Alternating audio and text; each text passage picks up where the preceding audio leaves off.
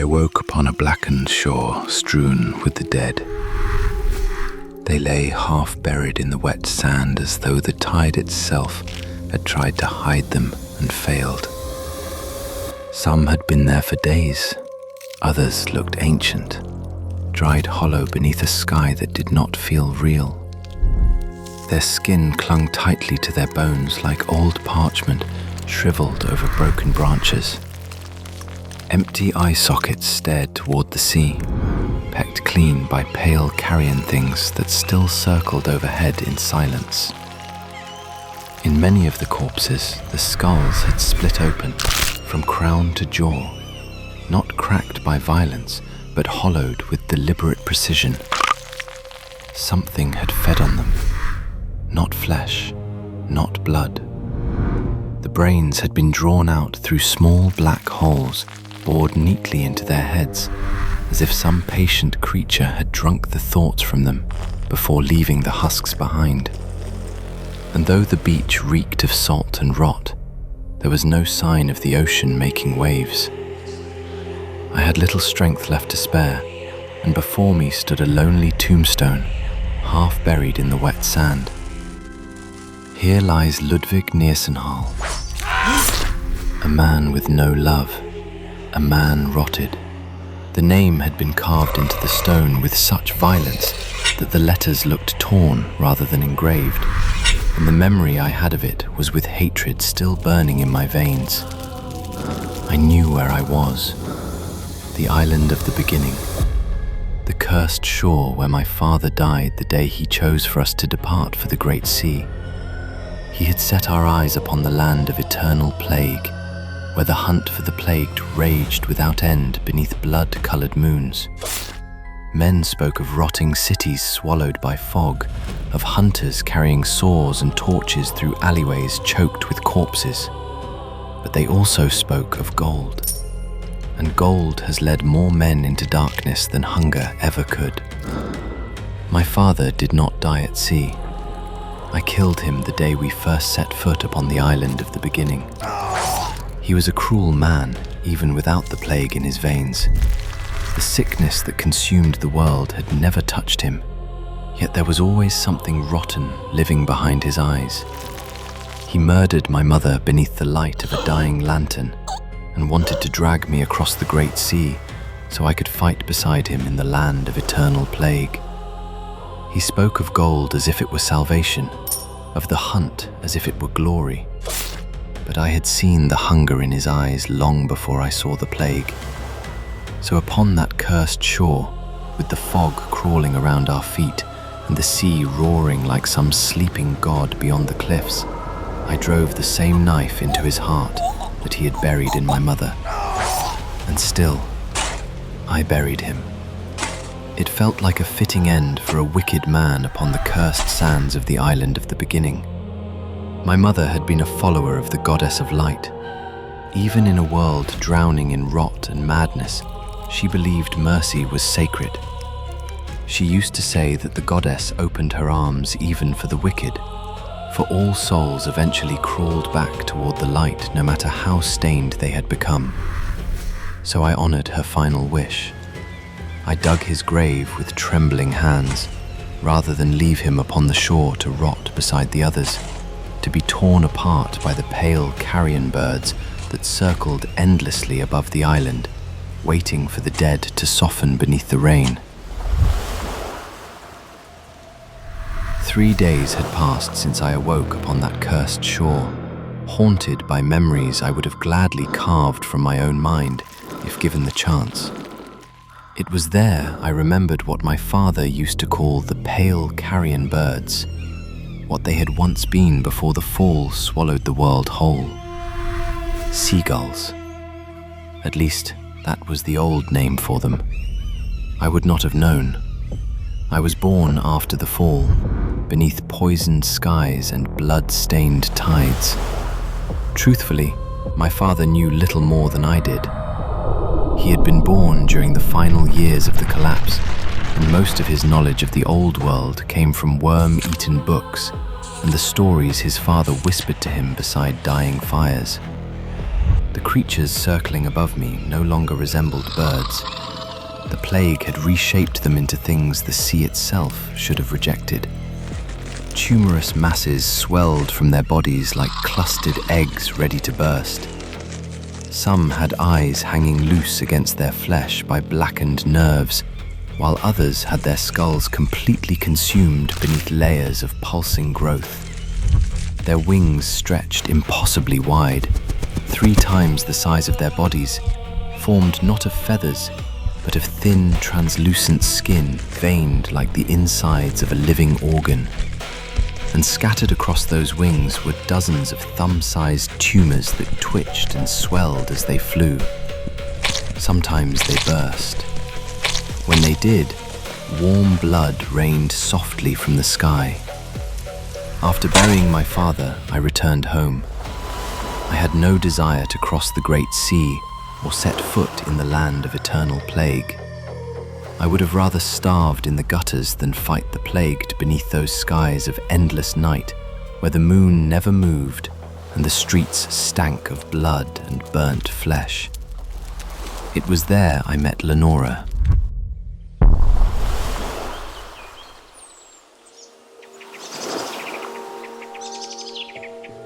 She was the daughter of a fisherman, and I worked as a mercenary aboard her father's ship, protecting the crew from the plagued things that circled above the waters at dusk. Sometimes they descended screaming from the clouds to tear apart the weak and drag the living into the sea. Mr. Breckenhar was a generous man, but the world no longer spared generous men. He suffered from tuberculosis, an ancient sickness from the old world. In an age where mankind already trembled beneath the shadow of the plague, any cough of blood was enough to summon fear.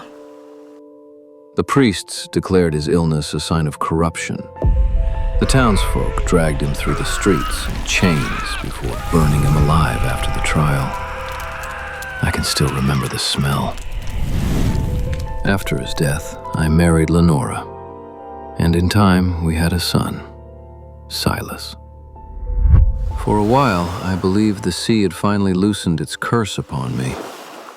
We lived quietly beside the harbor, beneath rotting skies and distant cathedral bells. But peace never survives long in this world. I still do not know why Silas chose to sail toward the land of eternal plague. Lenora went after him the moment she learned he had boarded a vessel bound for the Great Sea, and I followed them both. I joined a crew of desperate mercenaries and damned men who boarded that black ship for gold, glory, or reasons they no longer understood. We never reached our destination.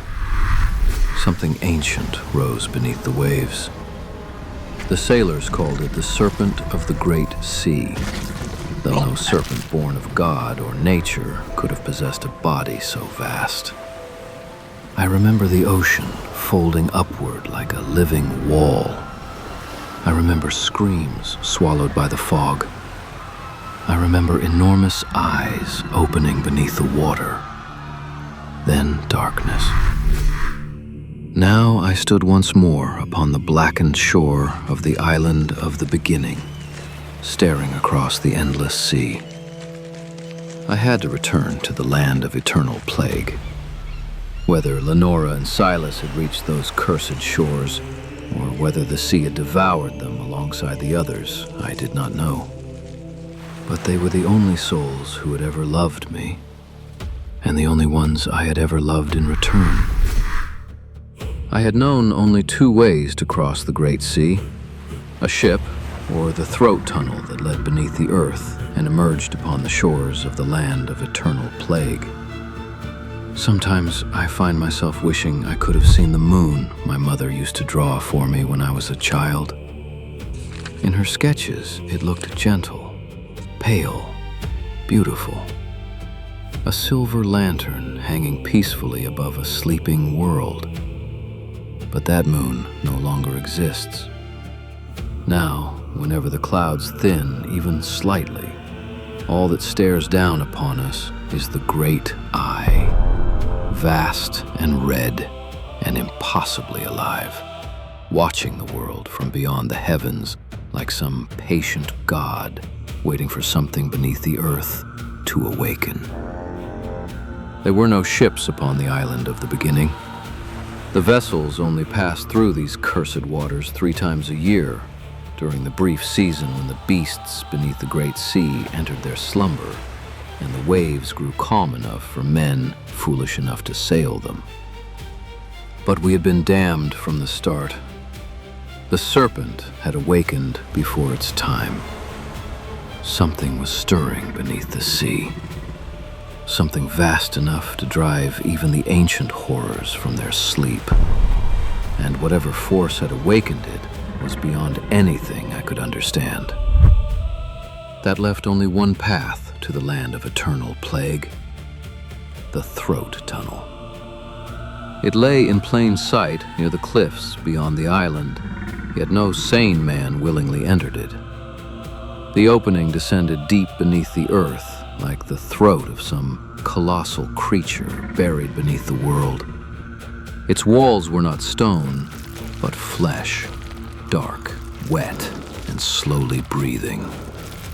Even standing near it filled the mind with sickness. The air smelled of salt, blood, and something ancient rotting beneath the soil of the world itself. Old sailors spoke of the tunnels in hushed voices, as though they were not built paths, but living organs hidden beneath the skin of the earth. They claimed the deeper passages pulsed with veins large enough to crawl through, and that distant heartbeats could sometimes be heard echoing through the dark. Yet the tunnels were not plagued. That was the worst part. They were something else entirely. A new species born within the bones of what crawled beneath the earth. I found the entrance near the cliffs where the earth split open like a wounded mouth. And before fear could convince me otherwise, I jumped. The descent was far deeper than I had imagined. I struck the bottom hard enough to drive the breath from my lungs, yet the fall did not break me. The wet flesh beneath my body yielded softly, cushioning the impact like the insides of some enormous living organ. I raised my torch with trembling hands. Its light reached only a few feet before being swallowed whole by a darkness deeper than any night I had ever known. The walls pulsed slowly around me, veins twitching beneath translucent layers of skin, slick with warm moisture.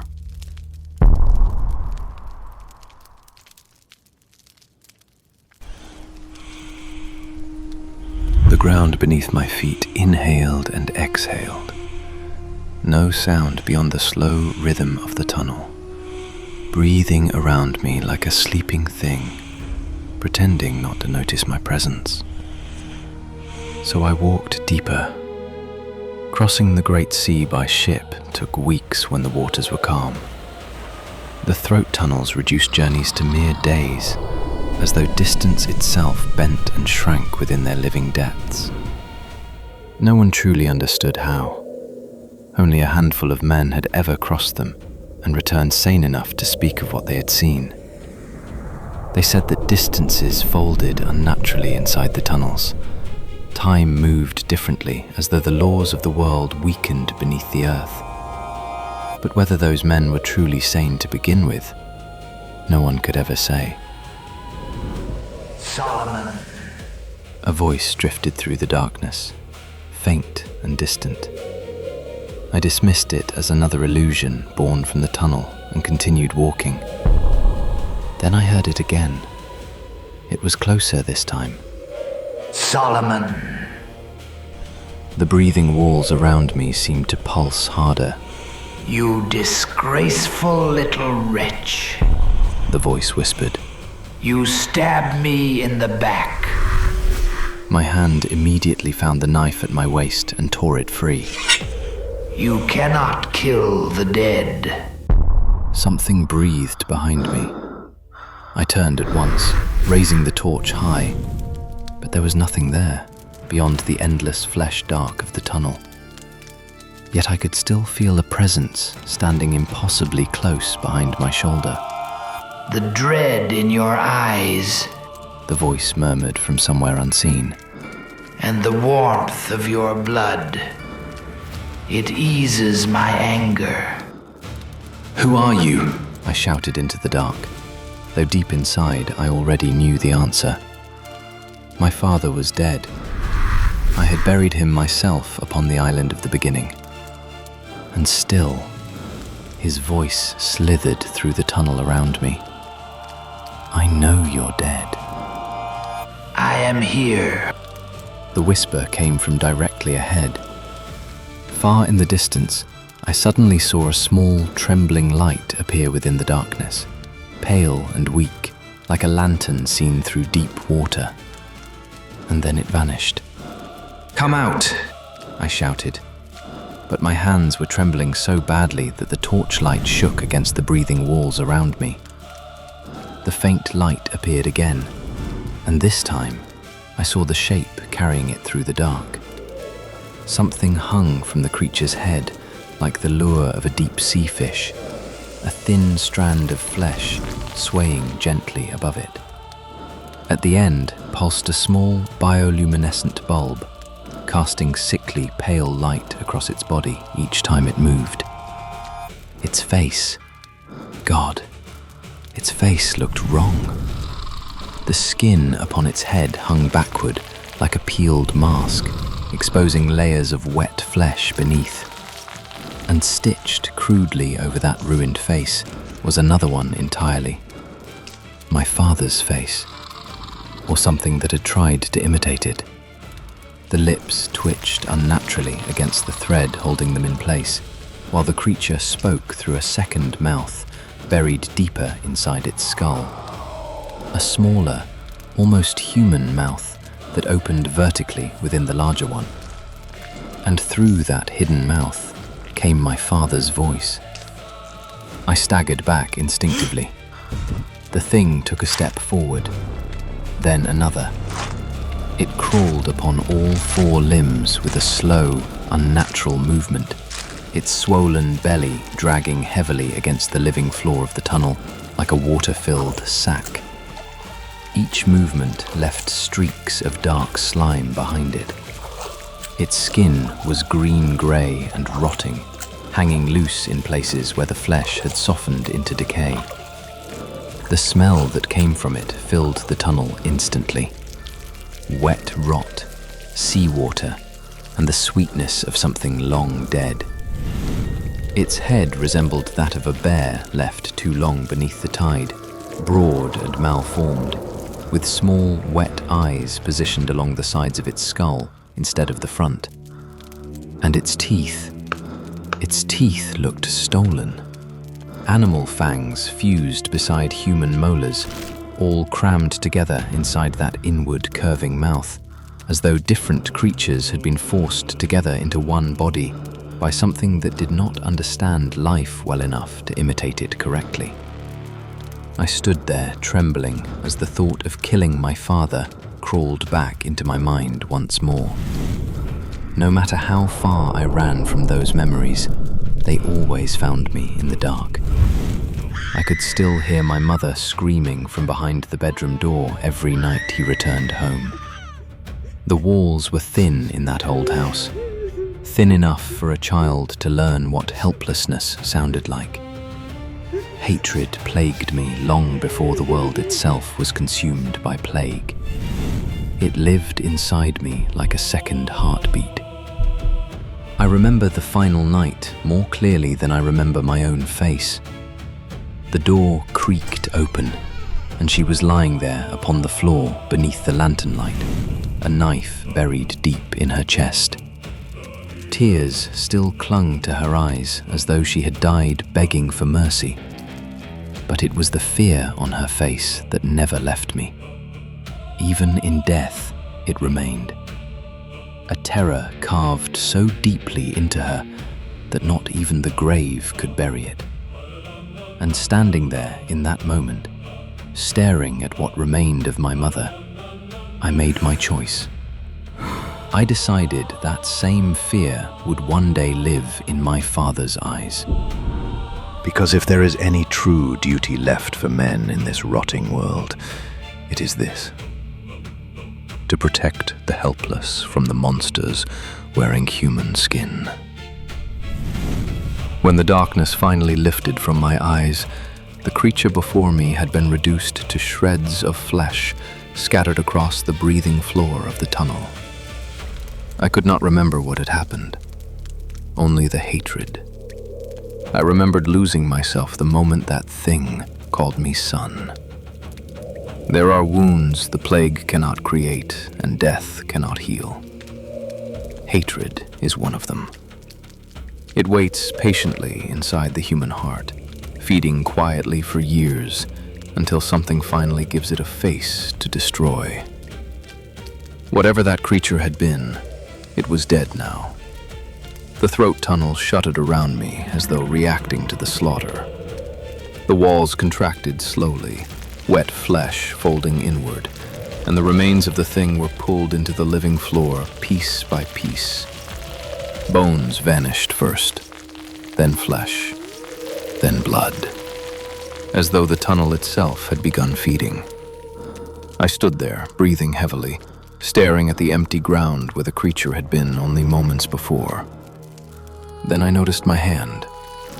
A wound had opened across my palm, not a cut, a puncture, deep enough that something sharp had clearly pierced through the flesh. A tooth, perhaps, or some hidden blade buried within the creature's body during the struggle.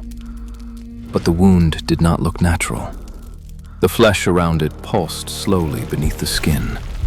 I could feel something moving inside my hand, shifting faintly with my heartbeat, as though another pulse had begun beneath my own. I wrapped the wound tightly with cloth at once, yet even through the fabric, I could still feel it breathing. I walked deeper into the tunnel, surrounded by a silence so complete, it began to press against my thoughts.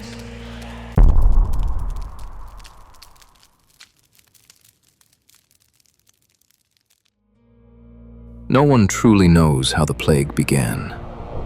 One night, the sky opened, and the great eye looked down upon mankind. A single enormous eye staring from beyond the clouds, vast enough to eclipse the heavens themselves. The old world ended the moment humanity realized the thing in the sky was looking back at them. The earth changed soon after. Throat tunnels appeared across the world like fresh wounds splitting open beneath cities and oceans alike. Then came the green veins pulsing beneath the soil, what mercenaries called the god root, and the alchemists named the emerald lattice. They spread through the earth like living arteries. Men who dug too deep later discovered enormous, lung-like tissues buried beneath the stone, breathing slowly in the dark, as though something colossal slept beneath the planet itself. The alchemists believed these discoveries held answers. They spoke endlessly of patterns, mutations, and the possibility of uncovering truths hidden beneath the world. But they never told us everything they found. Perhaps they discovered something too terrible to name, or perhaps the knowledge itself destroyed them. Most believed the emergence of the god root and the tunnels was what caused the plague, though no man had ever truly proven it. But after seeing that thing inside the throat tunnel, after hearing my dead father speak through its mouth, I no longer believe the plague was caused by these things emerging beneath the earth. I think that the plague might be caused by something else entirely. I encountered nothing else within the tunnel. Perhaps I was fortunate. Or perhaps the tunnel had already tested me and found something inside me worth letting pass. Whatever the reason, the end eventually came. The walls around me began to tighten without warning. The living flesh compressed violently, forcing the air from my lungs as the entire throat tunnel convulsed around me like a great beast choking on swallowed prey. Then it expelled me. I was vomited from the earth onto the shores of the land of eternal plague. I collapsed onto black stone, coughing bile and blood while cold rain fell from the endless night above. After a moment, I forced myself upright and looked upon the city stretched across the distant coastline. And despite everything, it was beautiful. Towering cathedrals rose beneath the crimson gaze of the great eye, their spires vanishing into fog and smoke. Lanterns flickered faintly through narrow streets, while the sea crashed endlessly against ancient walls, darkened by age and plague. Yet far beyond the city, spreading across entire districts, I saw the tumors. Enormous masses of swollen flesh engulfing buildings and streets alike, pulsing slowly beneath the rain, as though part of some colossal organism growing over the city piece by piece. My hand suddenly burned. I looked down at the cloth wrapped around my palm. Beneath it, the wound itched and pulsed with its own heartbeat. There were hunters, mercenaries, alchemists, mages, priests. Every kind of soul gathered in the land of eternal plague to kill the plagued and earn something in return. But most came for gold. Gold has always been mankind's richest dream and its oldest nightmare.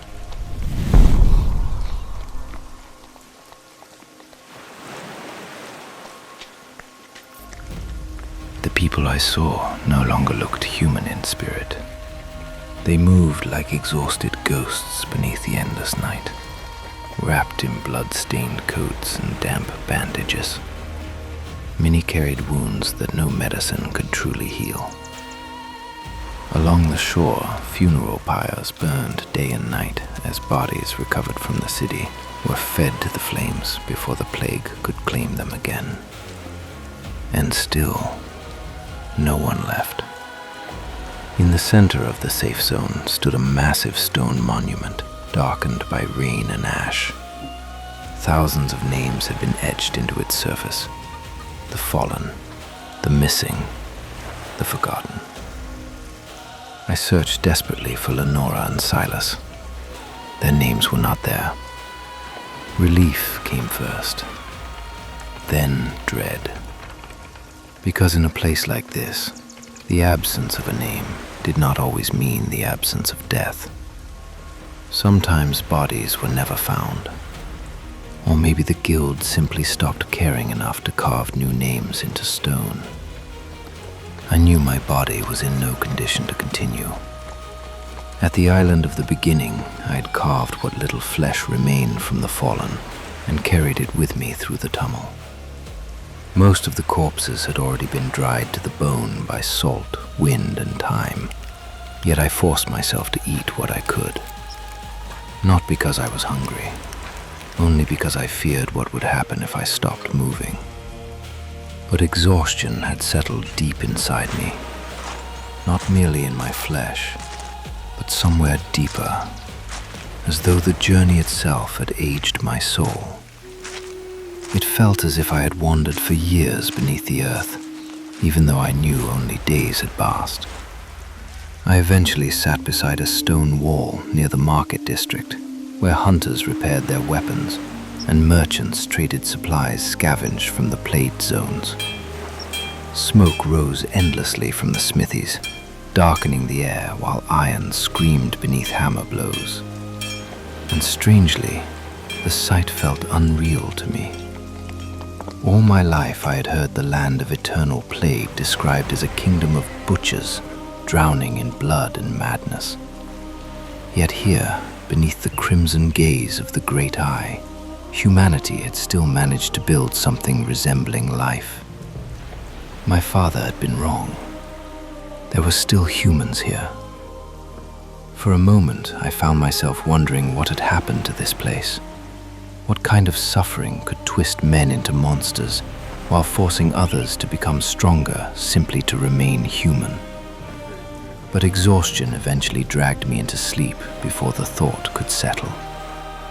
When I awoke, hours had passed, yet the fatigue remained inside my bones like sickness. Still, I had to find Lenora and Silas. In a world where even the sky had turned against mankind, they were the only two souls whose existence still mattered to me. I walked beneath the endless night and caught my reflection in a puddle, darkened by ash and rain. For a moment, I barely recognized myself. How had I become so thin? My cheeks had hollowed against my skull, and my eyes looked sunken, like those of a man already halfway buried. I brushed trembling fingers against my face and realized I no longer knew how much time had truly passed since I truly saw myself. I wore armor discarded outside the smithies, dented iron still stained with someone else's blood, and carried a sword bought with a single gold coin I had taken from a corpse along the shore.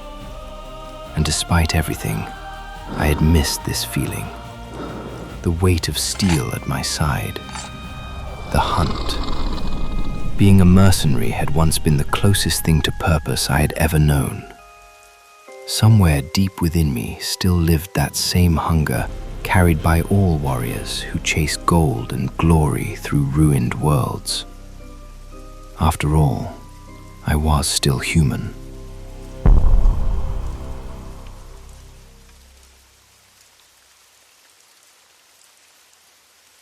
The plague that wandered the outer streets fell beneath my blade one after another, and eventually I carved a path into the city of Vale Thun. Its twin cathedrals towered over the city like dying giants, their ancient stone walls consumed by enormous tumor-like growths that pulsed slowly beneath the rain.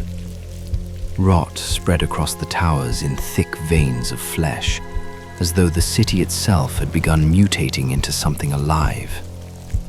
The old scriptures claimed Vale Thun was built upon the very ground where the twin gods, Valor and Thuneth, first descended during the Dark Epoch. It was said they protected mankind when the gates of hell opened and the outer gods declared war upon creation itself, choosing Earth as their battlefield. Looking upon the ruined city now, I could not tell whether the gods had abandoned humanity long ago, or whether they had died here with the rest of us. Between the twin cathedrals lay a massive, shattered stone monument. The stone looked identical to the black material monument in the city. A name was etched at the bottom of the monument: Lucian Morvath. I knew the name of the scholar about whom I had read and heard countless times when I was a child. He was the man who first discovered the veins beneath the earth. There was something else carved into the monument. Though much of it had been broken away, one section still stood upright beneath the rain, the words etched deep into the black stone. Fear not the poison that darkens the blood, but the light that teaches men where to drink. For desperate dreams rot the soul first, and from that rot, the plague is born. Yet those whose dreams remain uncorrupted by greed or fear shall rise again beyond death's reach. The dead who still dream purely shall inherit the night and deliver judgment upon the false gods wearing the masks of saints. All gods wear mercy upon their faces. Only a few dare speak their true names. I moved my fingers across the carvings. The moment my skin touched the stone, a terrible familiarity crawled through me. It felt as though I had heard those exact words before, not with my ears, but somewhere deep within my mind, buried beneath memories I could no longer reach. I tried to think deeper. Pain answered immediately. Something surged through my skull like a blade driven behind my eyes, and the wound on my hand began to pulse violently beneath the cloth wrapped around it. The sensation spread through my arm in waves, each pulse carrying with it a low humming sound that did not belong to this world. It was almost like singing, a song without words. I collapsed onto my back, writhing against the cold stone as agony tore through my body. The pain was so unbearable that, for a moment, I wanted nothing more than death itself. Even the thought of Lenora and Silas vanished beneath it, drowned beneath the instinctive need for the suffering to end. In that moment, I truly believed the plague had finally entered my body, that it had reached something deep inside me. But just as suddenly as it began, the pain receded, leaving only silence and fear.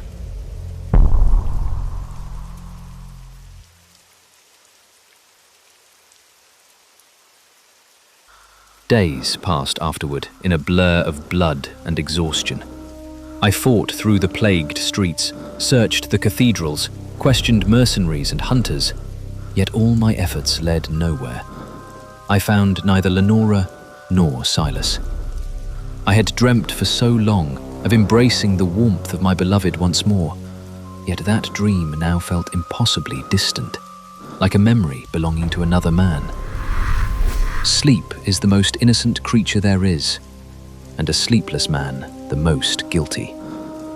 I did not know why those words clung so tightly to my thoughts. Sleep no longer came peacefully to me. Every time my eyes closed, it felt as though death itself stood patiently beside me, waiting for the world to sink a little deeper into darkness before finally claiming what remained of my soul. Sometimes I wondered if death would truly bring peace, or if this cursed world would simply reshape me into another cruel thing, wandering beneath the endless night. "Goddess of light," I whispered, closing my eyes beneath the cold rain. "Please grant me the strength to find them." My voice trembled. "Mother, if only I had possessed that strength before. Perhaps I could have saved you too." And somehow, my prayers did not go unanswered. I found them. I found Lenora and Silas. For desperate dreams rot the soul first, and from that rot, the plague is born. The words echoed deep inside my heart the moment I saw them. I fell to my knees before their remains. There was almost nothing left, only bones wrapped in rotting cloth, collapsed together against the stone like abandoned relics. Yet I knew immediately who they were.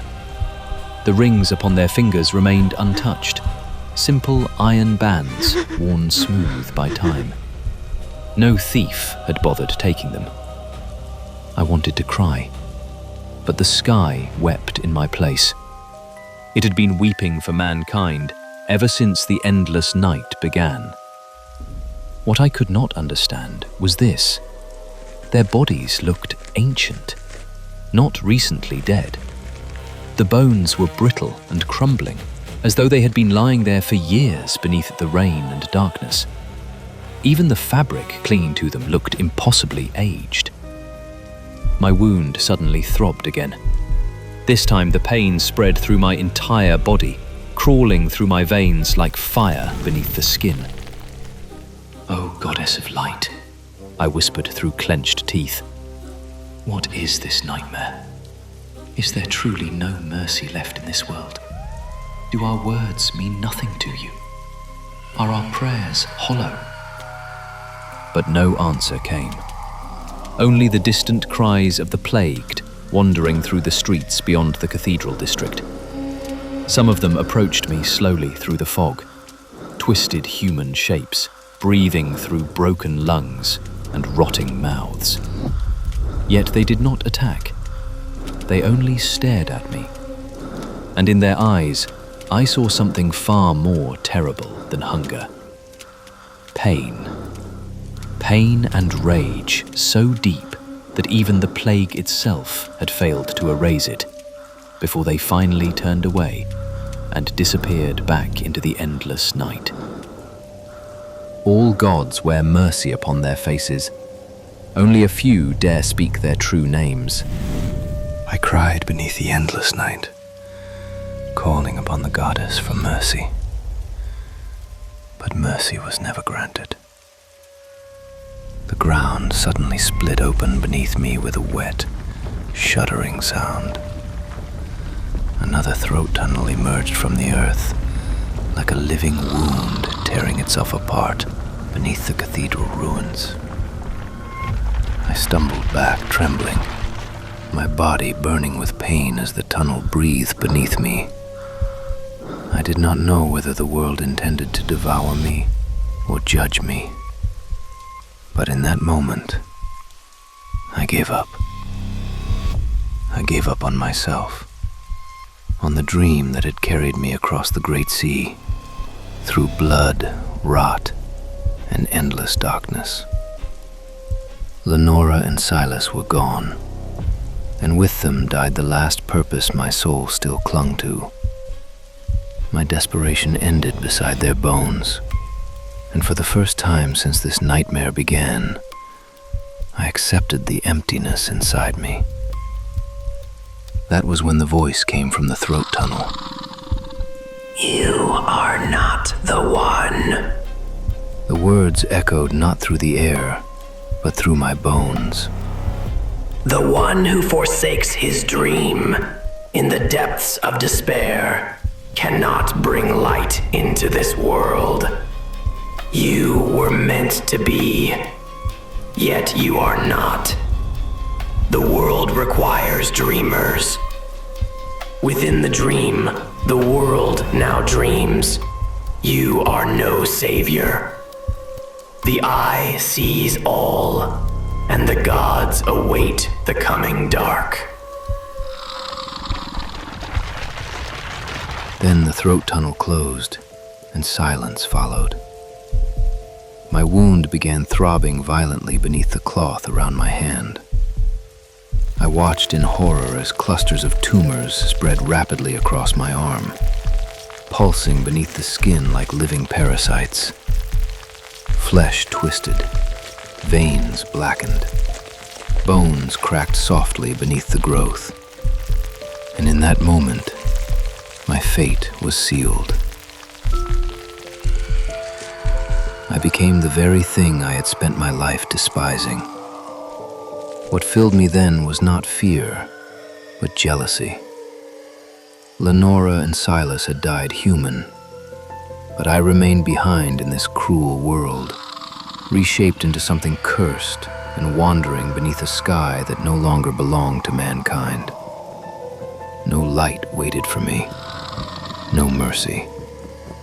Only the endless night and the distant gaze of the great eye watching from above. As I wandered through the ruins of Vale Thun, through streets once filled with prayers, dreams, and human voices, I found myself wondering about sleep. What did dreams truly feel like? Were they peaceful? Would I ever sleep again? And in the end, I think I finally understood. I had never dreamt of glory, gold, or salvation. I had only dreamt of a quiet life. A life where Lenora still smiled beside me, Silas still breathed beneath the same roof, and where sleep came gently, without fear waiting behind my eyes.